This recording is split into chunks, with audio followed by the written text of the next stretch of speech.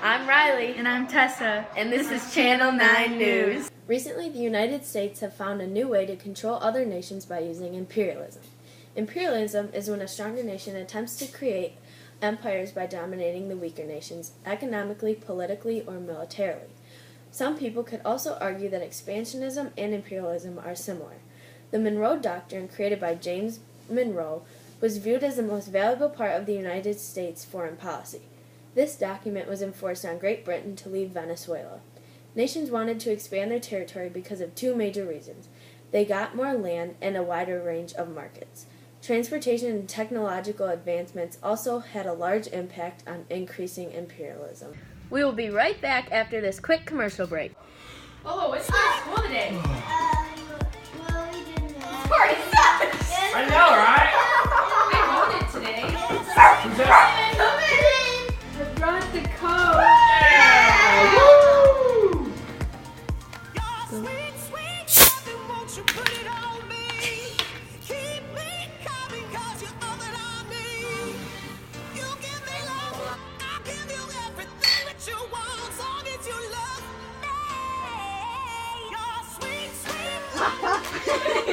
On the other hand, there are people that oppose imperialism. These people often were middle, upper-class professionals. The anti-imperialism stated that the Constitution must follow the flag. In other words, anti-imperialism supporters believe that wherever the flag is being flown is where the rights under the Constitution should be enforced. Often, when the United States seized land, the only thing that was taken into consideration was the expansion of territory and the resources and trade that would be coming with the territory. There was never any thought on the government was taking over the rights of the people in these lands. Southern Democrats in the United States believed the different races would move to the United States and cause problems. These were just a few arguments that the anti-imperialist supporters had. I'm here with Betty Blue. What are your thoughts on imperialism? My thoughts on imperialism are that we need to start looking at the territories as people who are under the Constitution just like we are in the United States. It disgusts me to think that our government does not carry out the people that we are taking the land from. Only the trade and expansion of the land is important to them.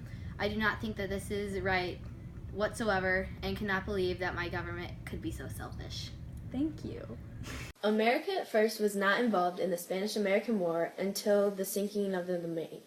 Over 250 American sailors lost their lives as a result of the tragic explosion on the ship.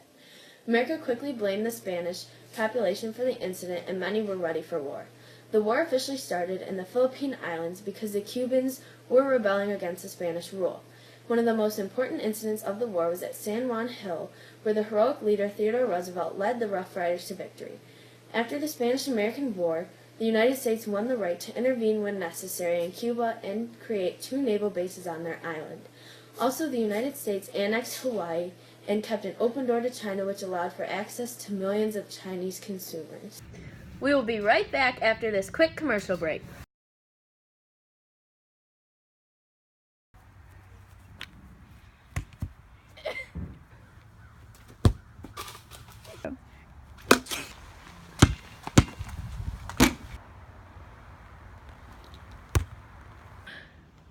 Oh my god, a Kit Kat! My lucky day!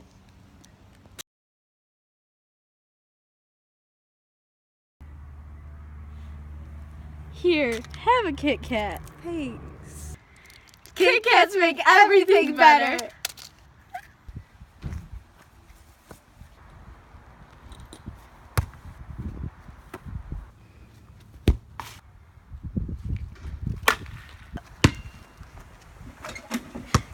In the beginning of the Spanish-American War, the United States was not involved. After a while, the Cubans tried to get the U.S. involved.